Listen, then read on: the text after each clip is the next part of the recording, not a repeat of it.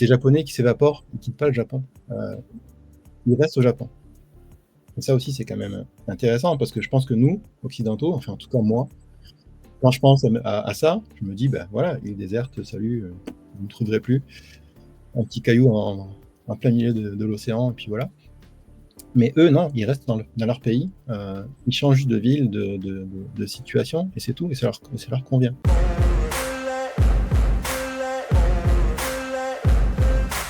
Installez-vous confortablement, car nous partons au pays du soleil levant. La boîte Airlines est ravie de vous accueillir ce soir auprès de Cyril. Bien entendu, je serai votre hôtesse pour une interview autour du Japon. La cellule Sakura est plongée dans le sous-monde des disparitions volontaires. L'idée de départ, c'est qu'il y a un YouTuber que j'ai inclus dans le premier chapitre du roman, qui fait en fait un podcast. En fait, j'ai retranscrit une vidéo YouTube d'un YouTuber qui parle d'une affaire qui est classée, qui est l'affaire de la veuve Blanche, qui est une tueuse en série qui a sévi dans les années 2000 à Tokyo, principalement à Tokyo, et qui avait pour particularité de s'attaquer aux gens heureux. La raison pour laquelle elle s'attaque à ces personnes-là, je la garde pour ceux qui liront le roman. Mais toujours est-il que cette personne a échappé à la police, qui la croit morte, suite à tout ce qu'elle a commis. Sauf que, effectivement, c'est peut-être pas forcément la vérité. En 2025, aujourd'hui, dans une agence de détectives privés, Junichi Kudo, qui est le directeur de l'agence, donc, va qu'à ses occupations avec ses associés. Ils travaillent tous les trois sur une affaire que vous découvrirez qui concerne le retour d'un évaporé pour des questions d'héritage. Toujours est-il que ce directeur-là, en s'intéressant à la chaîne YouTube de l'agence, va tomber sur la vidéo YouTube du youtubeur franco-japonais et bien sûr va tomber sur l'affaire de la veuve Blanche. Et il faut savoir que ce directeur a un passif même avec cette tueuse, et va tomber sur les commentaires de cette vidéo qui, par la voix de certains internautes, font remonter des crimes qui ont été commis après la mort supposée de la veuve Blanche. Et donc, ce directeur va, à son tour, se mettre en quête de la vérité. Il va essayer de savoir, effectivement, si elle est ou non morte. Et pour cela, il va emprunter la voie qu'il pense qu'elle a elle-même empruntée, qui est celle des évaporés. Voilà. Donc, la disparition de ce détective privé sert de déclencheur, en fait, à l'enquête d'Ayato et de Noémie, qui sont les deux têtes de la cellule Sakura. Toi, donc, tu es expat depuis déjà plusieurs années, tu es installé au Japon, ça fait 7 ans, si je ne me trompe pas. Ouais, un petit peu plus. Est-ce que tu peux nous parler du Japon, de cette nouvelle culture que tu as dû apprendre, et comment tu t'es adapté là-bas en arrivant? Ouais, alors il faut savoir que j'étais expatrié d'abord en Angleterre il y a plusieurs années de ça. C'est un pays qui est très différent, mais en fait, le processus d'adaptation, quelque part, est un peu similaire. On arrive avec un petit bagage linguistique. Je parlais déjà bien anglais en arrivant en Angleterre. En arrivant au Japon, je parlais pas trop mal japonais, pas suffisamment comparé à aujourd'hui. Mais l'immersion a fait le reste, effectivement. Je trouve que le vecteur, le langage, en fait, est le plus important quand on veut s'adapter à un pays. Donc, je me suis efforcé d'apprendre en accéléré, de m'améliorer en japonais pour mieux m'intégrer, effectivement. C'est un pays qui est très éloigné géographiquement, temporellement, mais aussi culturellement. Il y a plein de choses qui diffèrent. J'ai coutume de dire quand même qu'on a des thématiques qui sont universelles, qui touchent tous les pays, mais le traitement qu'on en fait, en fait, vraiment diffère selon les pays.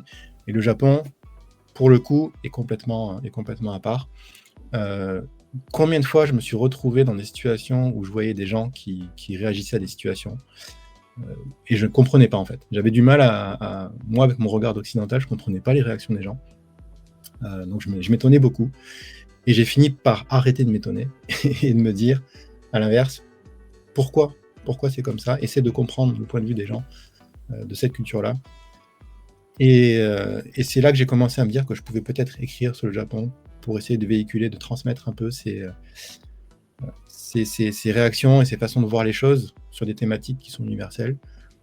Parce que finalement, c'est là que la richesse se trouve quand on parle de culture de pays différents, d'immersion. Tout ça vient d'une somme de choses. C'est pas seulement...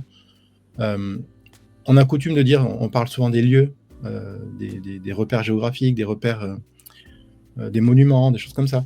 Mais en fait, l'immersion, c'est beaucoup plus que ça. C'est tous les détails qu'on voit au quotidien. Que ce soit ce qu'on peut manger, ce qu'on peut boire, la façon de se déplacer,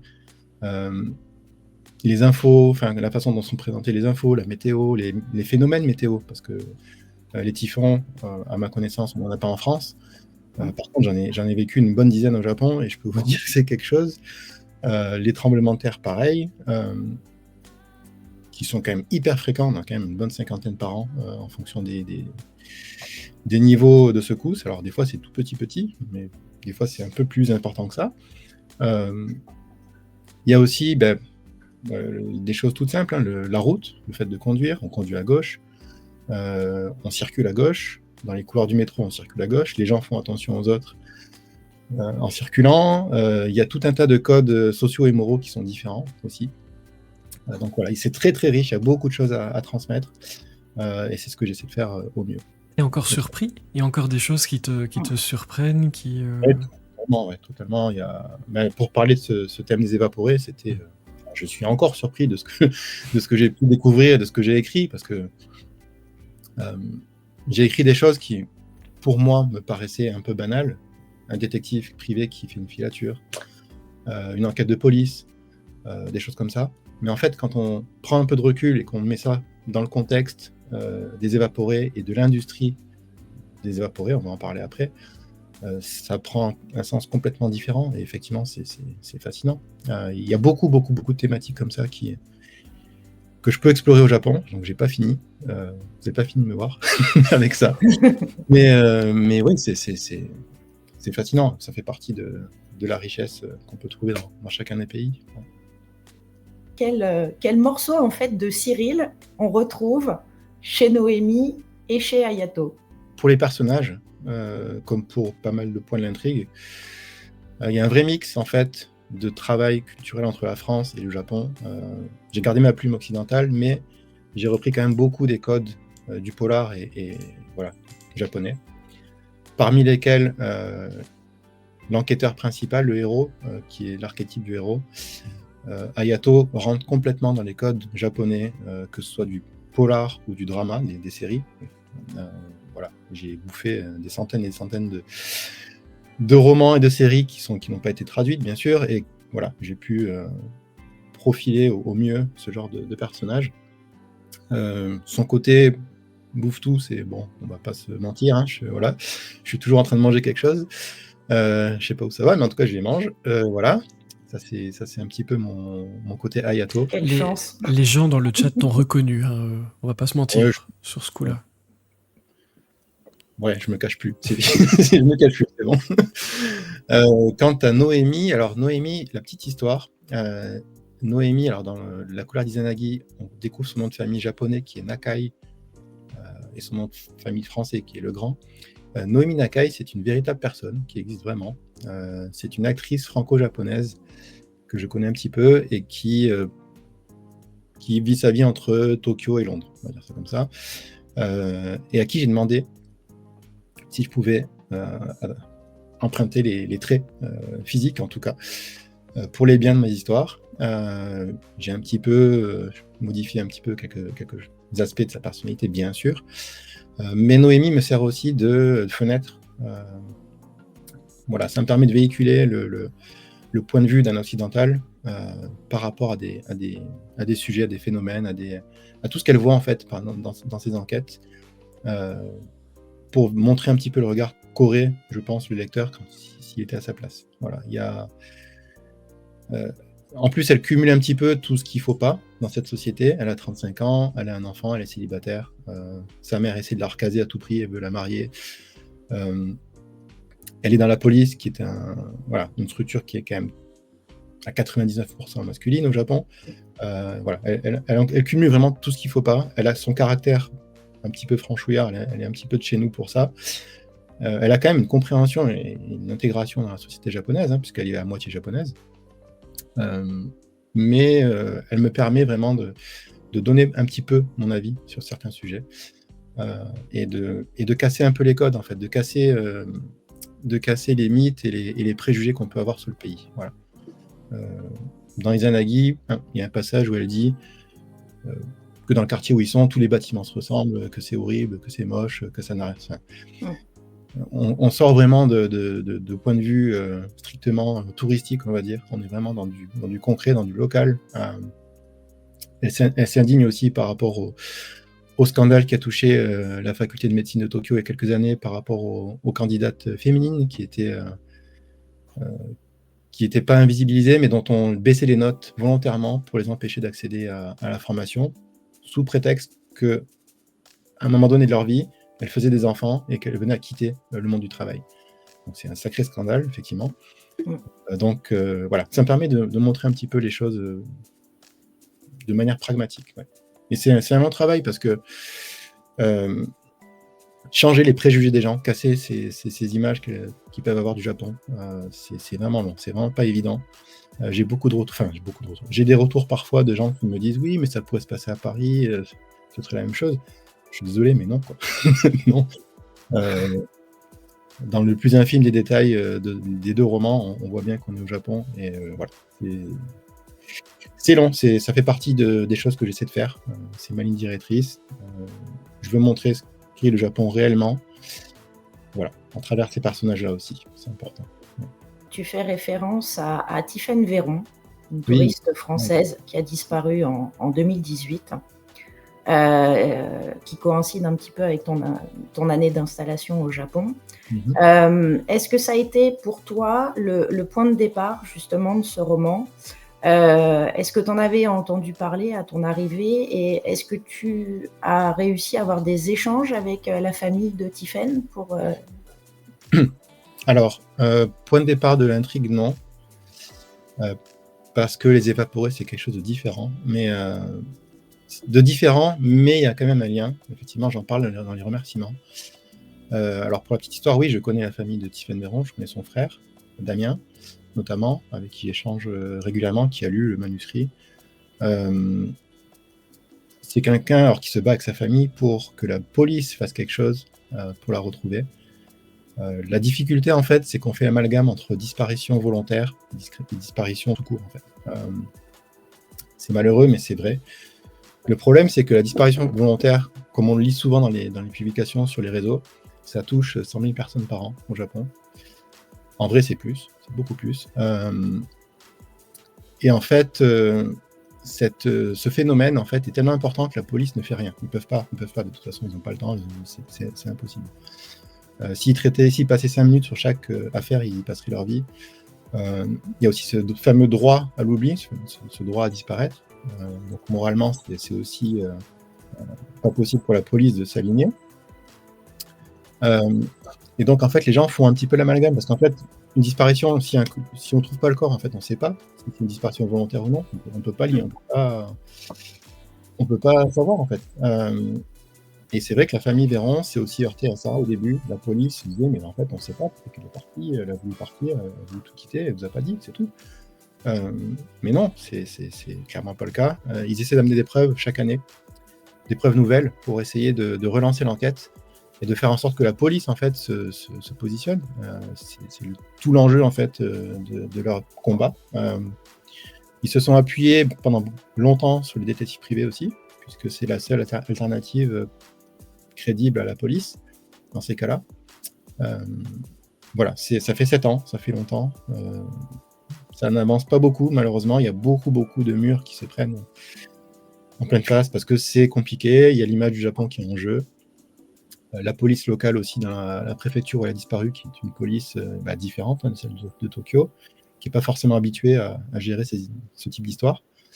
Voilà, il y a tout un ensemble de choses qui font que ce sujet-là pose problème en fait dans les cas de disparition qui ne seraient pas d'origine, qui ne seraient pas volontaires en fait. Volontaire.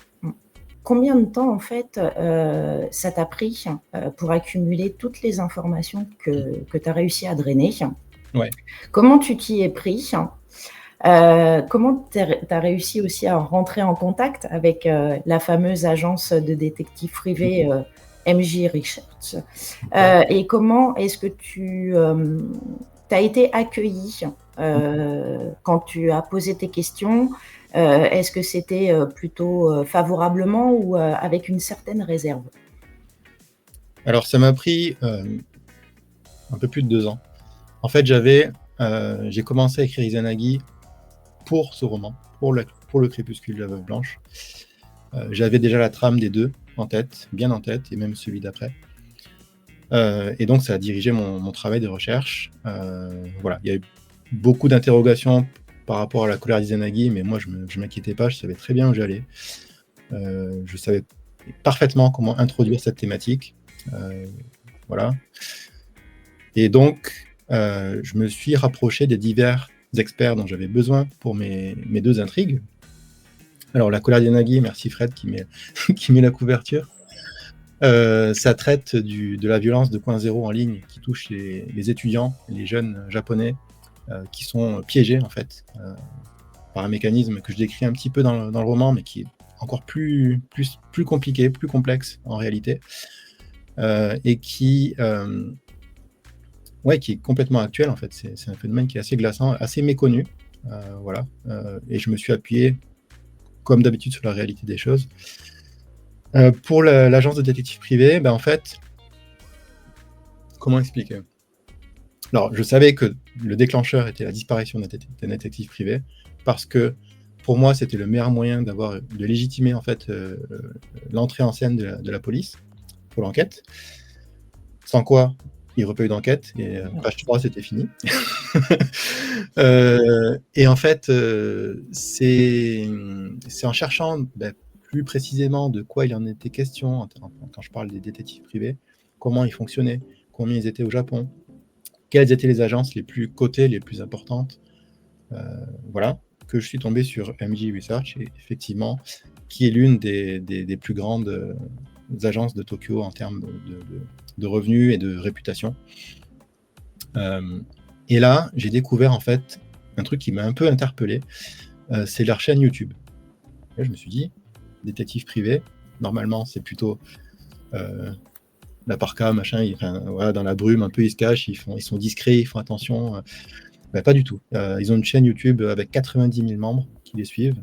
Ils font des émissions en live, ils font des filatures, bien sûr, ils floutent les choses, etc. Mais ils sont très, très portés sur le marketing, c'est incroyable. Ils reçoivent une centaine de requêtes par jour. Leurs services vont des classiques, entre guillemets, l'adultère, ces choses-là, quoi. Recherche de preuves, jusqu'au prélèvement ADN, jusqu'à la recherche de personnes, justement, pour les familles qui le souhaitent, et même des services encore plus méconnus, encore plus bizarres, comme la recherche de tombes, en fait, où il y a vraiment ça sur le site, hein, je partagerai ça plus tard, mais avec la petite icône de tombe, etc., recherche de tombe, c'est complètement délirant, mais c'est parce que il y a des familles qui n'ont plus aucun espoir et qui veulent juste avoir une preuve, en fait, du décès de la personne. C'est tout. Voilà. Ils respectent la volonté de la personne d'être partie, ils supposent qu'elle est plus vivante, mais ils veulent avoir une trace, voilà, une preuve de la mort. Donc, passé l'étonnement, je me suis dit, c'est quand même fou, ça va forcément finir dans mon roman, il faut qu'il y ait une chaîne YouTube. Voilà, j'ai commencé à assembler mes éléments comme ça, et je me suis dit, parce que si j'écris ça dans un bouquin, on va me prendre pour un fou, et me dire, mais le mec, il a fabule, il écrit n'importe quoi, il invente. Non, c'est vraiment le cas. Et c'est ce qui m'a poussé en fait à faire cette vidéo entretien avec le détective, pour montrer un petit peu aux gens ce qu'il en était. On peut me voir parler japonais déjà, c'est pas mal. Et puis ça permet aussi de montrer comment je travaille, comment ça se passe. Cette vidéo, c'est vraiment, on l'a faite cet été, hein, il faisait 40 degrés, on n'en pouvait plus. Mais c'était un peu l'aboutissement de 2 ans de travail avec eux. Alors face caméra, bien sûr, on a dit des choses qui sont en surface, on n'a pas été dans le détail. Pour le détail, il faut aller dans le roman. Là, on voit un peu tout ce qu'il y a sous la surface, mais j'ai fait ce travail avec eux. J'ai fait ce travail aussi avec ces fameuses Yonegeya, donc ces compagnies qui fournissent le service de la disparition. Alors là, pas de chaîne YouTube, pas de choses comme ça. Ils sont très discrets. Ils ont quand même, il y a des liens internet, on en trouve. C'est que j'ai un peu galéré, mais j'ai quand même trouvé. Et comme ces business sont légaux en fait au Japon, c'est tout à fait légal d'avoir ce genre d'entreprise. Ils se cachent pas vraiment, donc on peut aller les voir, on peut les contacter, on peut leur parler. Donc ils m'ont vu arriver, effectivement. Passer l'étonnement de me voir et de dire bonjour, je suis un auteur français, j'ai des questions à vous poser, tout en japonais. Ils m'ont dit ok. Et en fait, encore une fois, le côté adaptation, le fait de parler la langue, ça brise toutes les glaces en fait. Et puis un minimum de préparation aussi, parce que on n'a pas forcément envie de leur faire perdre leur temps. On sait que ce sont des gens qui sont déjà, ils sont dans un business un petit peu particulier, donc voilà. Mais paradoxalement, le fait de venir en tant qu'étranger, parlant japonais, pour des recherches, pour l'écriture d'un roman, ça m'a ouvert toutes les portes assez facilement. Ça m'a permis d'aller dans les choses en profondeur. Voilà. Ça, c'est vraiment quelque chose de génial.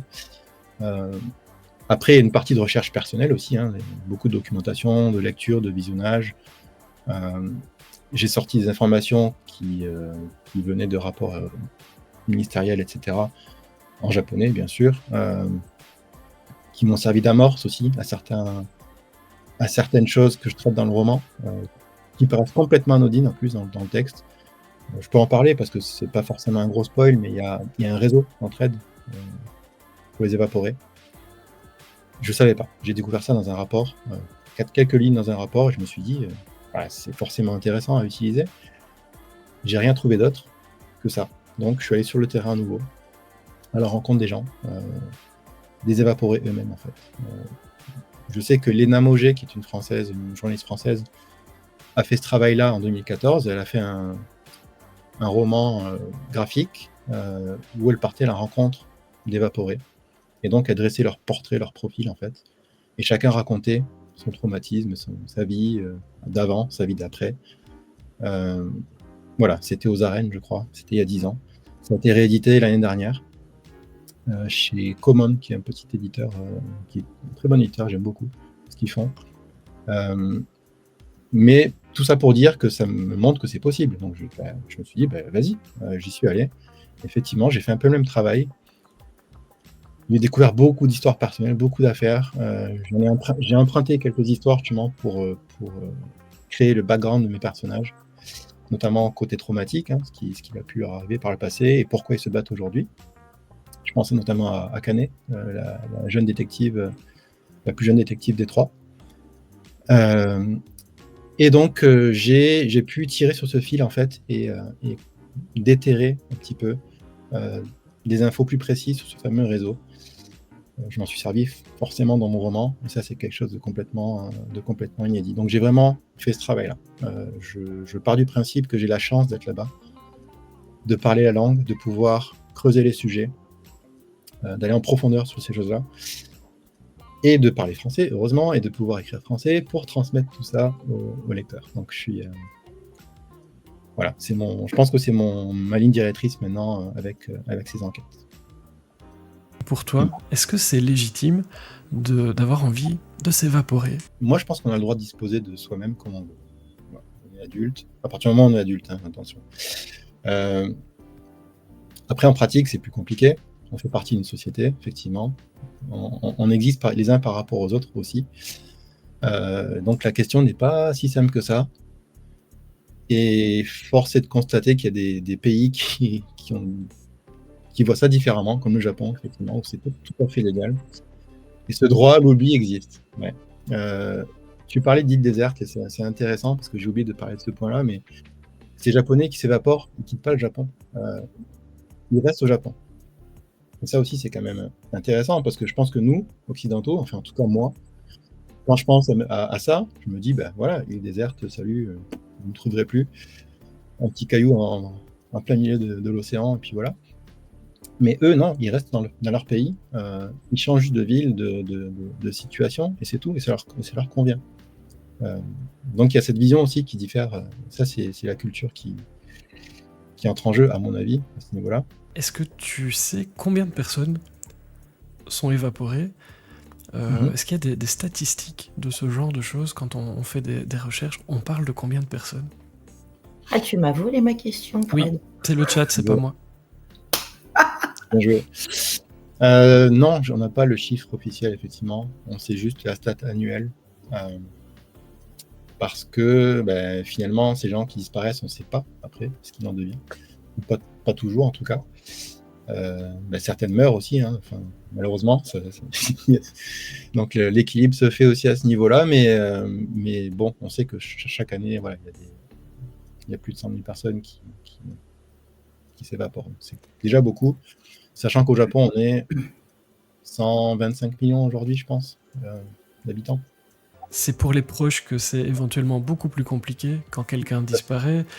C'est une alternative qui pourrait par moment être une alternative au suicide, par exemple. Oui. D'accord avec Voilà, beaucoup de réactions dans le chat et puis dans l'oreillette. Est-ce qu'on pourrait avoir ça en Europe, des gens qui s'évaporent officiellement avec un organisme Je ne sais pas si ça tiendrait ou pas, en fait. Parce qu'il y a le service qui est fourni, effectivement, qui va très loin parfois, hein. Il y a des compagnies qui ne sont pas forcément très honnêtes. Enfin, c'est toujours le cas. Et donc, ça peut aller très loin dans la prestation. Donc, simuler une mort, c'est pas impossible. Mais en Europe, je vois, par rapport à nous, en tant qu'individu, je ne sais pas si ça tiendrait. Le service, oui, mais après, en fait, l'après, c'est là que tout est plus compliqué, à mon avis, parce que au Japon, il y a quand même des choses qui rendent la vie des évaporés possible et qui leur permet de rester sous la surface. Je prends toujours le même exemple des baito, ces jobs étudiants. On voit un étudiant qui travaille dans un resto quelques heures par jour, et à la fin de la journée, le manager vient avec une enveloppe et il dit « Tiens, voilà, c'est ta paye pour la journée. » Donc c'est du cash, c'est pas traçable. Et donc les évaporés, eux, forcément, c'est intéressant pour eux aussi. Donc souvent, ils ont des jobs de nuit, sur des chantiers, dans des restos, ils font de la plonge, ils font des petits boulots à droite à gauche, qui sont journaliers, ils peuvent changer, ils peuvent parfois rester, s'implanter, mais sont payés en cash à chaque fois. Il y a aussi des endroits comme les net cafés, j'en parle dans le roman, des net cafés où moi-même j'allais quand j'étais en soirée, que je finissais trop tard, que j'ai raté le dernier métro. Notamment ces manga cafés où il y a des bibliothèques pleines de mangas, il y a un stand de boissons à volonté, sans alcool. Il y a des douches aussi payantes. Et en fait, on paye un forfait à l'heure, à la demi-journée, à la journée. Il y a des box aussi, des box avec accès Internet. Donc j'ai vraiment cette image un peu de maillage, tu sais, avec les box et de tailles différentes, parce qu'il y a des prix différents aussi. Avec un ordi posé sur une petite table basse, et puis les gens qui ont accès à Internet, ils ont un petit fauteuil aussi, ils peuvent lire des mangas, ils peuvent faire ce qu'ils veulent, enfin, voilà, ils sont tranquilles pendant quelques heures. Mais il y a des gens qui y vivent, en fait, tout simplement, qui payent chaque jour, ils viennent, ils payent, ils restent. Et une fois la nuit tombée, ils sortent, ils vont bosser, ils vont faire leur truc, puis ils reviennent, et ainsi de suite. Ils sont très itinérants aussi, forcément, ils changent de ville de temps en temps. Il y a un ensemble de choses sociales, de règles sociales aussi, qui fait que une fois le service de la disparition fourni, ces gens-là peuvent continuer à vivre sous la surface. Alors que chez nous, je pense que c'est quand même beaucoup plus compliqué. Ouais. C'est quoi le parcours d'un évaporé? Comment en fait, combien ça coûte? Est-ce que tu as l'information? Côté prix, alors c'est vrai que ça tourne autour du millier d'euros, un peu plus que ça. En fait, c'est marrant parce qu'au Japon, c'est vraiment une société d'hyper-service pour moi, en tout cas, c'est mon point de vue.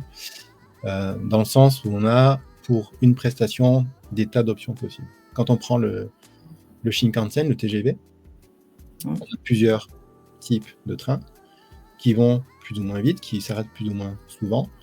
Voilà, par exemple. Si on prend le bus, il y a des bus de couleurs différentes, avec pareil, des temps de trajet différents, des options différentes dans le bus. Donc on a vraiment un dégradé d'options à chaque fois. Et pour la disparition, en fait, c'est pareil. C'est ça qui est fou. J'exagère un peu en disant on déroule un menu, mais c'est presque ça. Ouais, comme un catalogue, quoi. Ok, vous voulez disparaître, comment on fait? Est-ce qu'il y a besoin de faux papiers? Est-ce que vous êtes seul? Est-ce que vous êtes accompagné? Quels sont vos délais? Il y a tout un tas de choses. En fait, il y a une vraie préparation, en fait, il y a le passage à l'acte. Le cas d'évaporer ne touche pas seulement ceux qui ont un grave trauma personnel, mais il y a aussi, par exemple, les victimes d'abus de leurs conjoints, notamment les femmes qui décident de tout plaquer. Et dans ces cas-là, elles vont se rapprocher de la Yunigeya et ensemble vont préparer l'évasion, entre guillemets, la fuite. Et ça implique des étapes comme comprendre le rythme de travail et de vie du mari pour passer à l'acte au meilleur moment. Il y a tout un tas de choses comme ça qui se mettent en place. Et ça fait différer. Bien sûr, ça fait grandement varier le prix de la prestation. Donc ça dépend vraiment du service. Voilà. Après, pour la partie de la question qui touchait aux endroits où ils se regroupaient, paradoxalement, c'est vrai, il y a des endroits où on sait qui sont. J'en parle dans le bouquin aussi.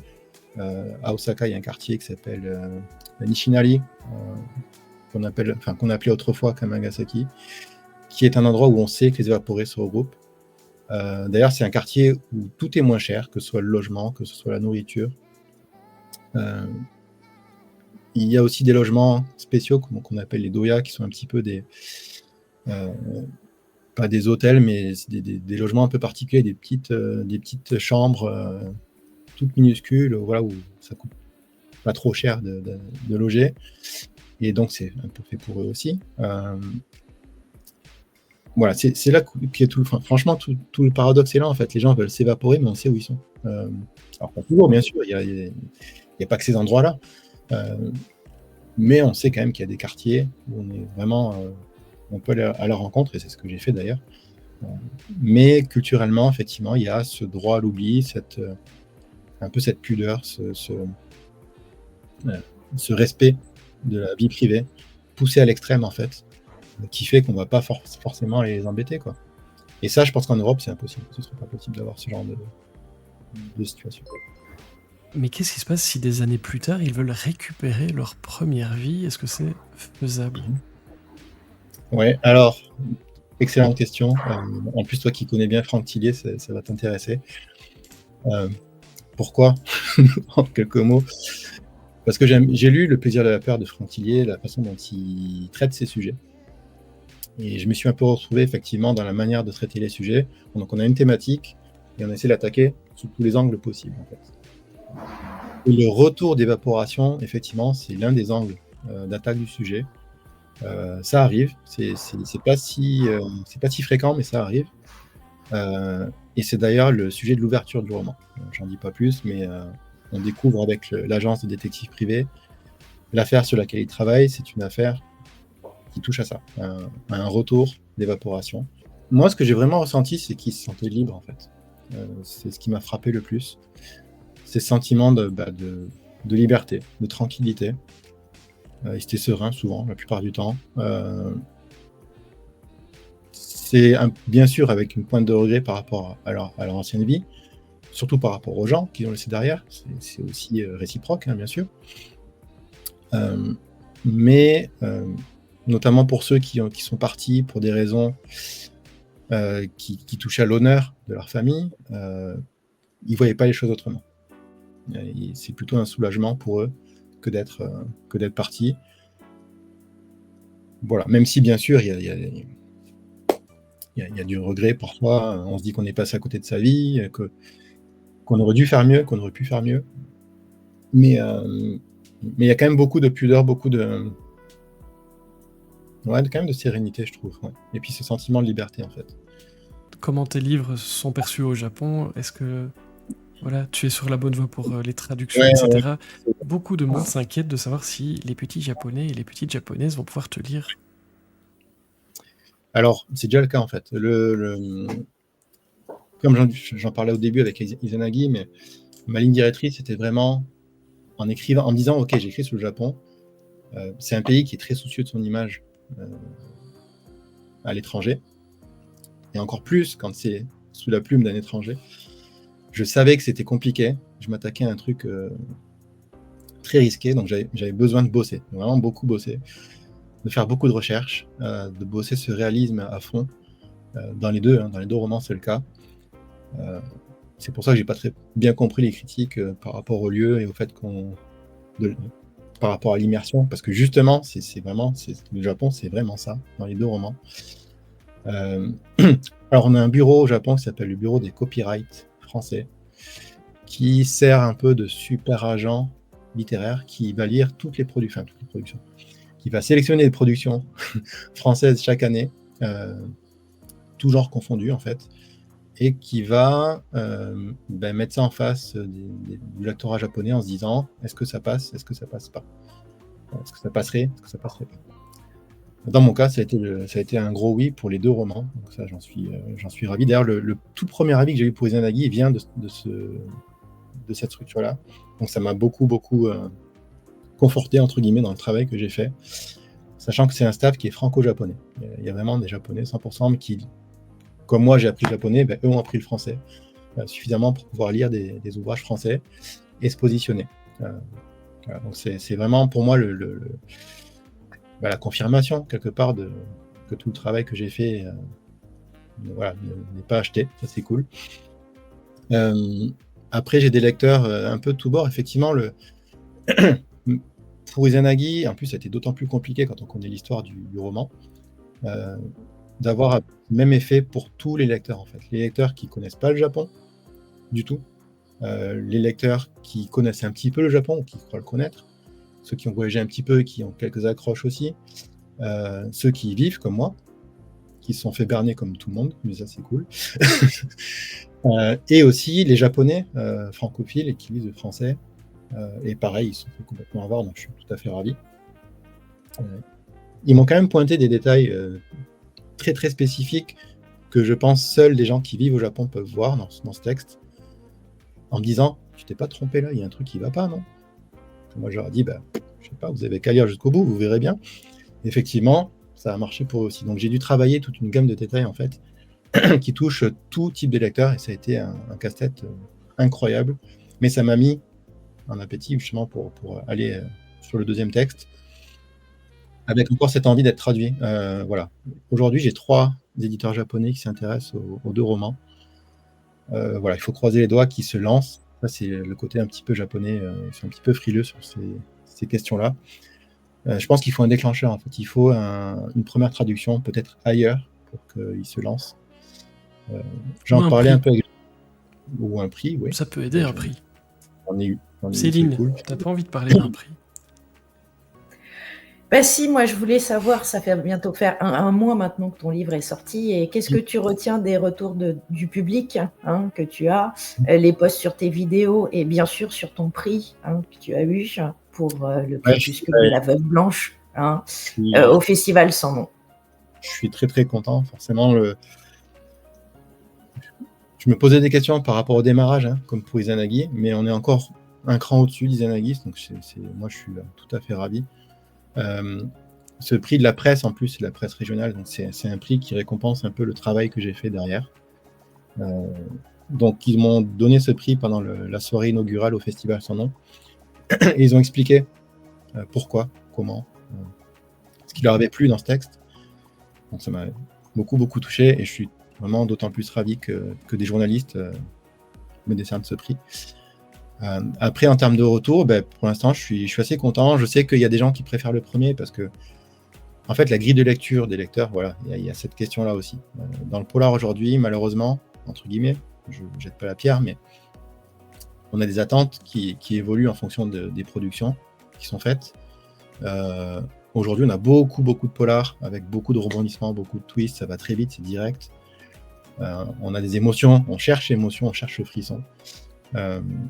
Et pour moi, ça me va, c'est tout à fait louable. C'est un genre de thriller, un genre de polar qui existe.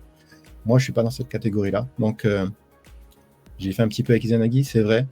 Mais pour moi, il n'y a pas forcément un twist dans Izanagi. C'est quelque chose qui était prévu pour moi. Ce n'est pas quelque chose d'artificiel ou quoi. C'est plutôt logique dans l'intrigue et ça vient même servir le deuxième roman. Donc, voilà. Et donc, cette question de grille de lecture de lecteur, c'est ça qui fait que les avis divergent, bien sûr.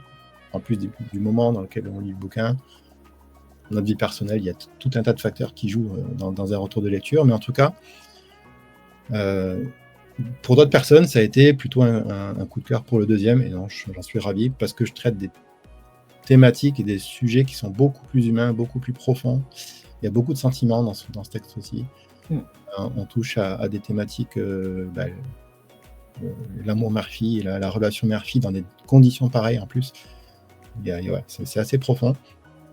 Donc je suis assez content. J'ai beaucoup de très bons retours de libraires aussi, qui me disent que c'est complètement différent de ce qu'on trouve dans le polar français actuel et que ça fait du bien. Donc j'en suis vraiment, vraiment ravi. Le petit bandeau qui Oui. est sur ce livre, qu'est-ce que ça représente pour toi, Alors, ce petit mot de Bernard Minier?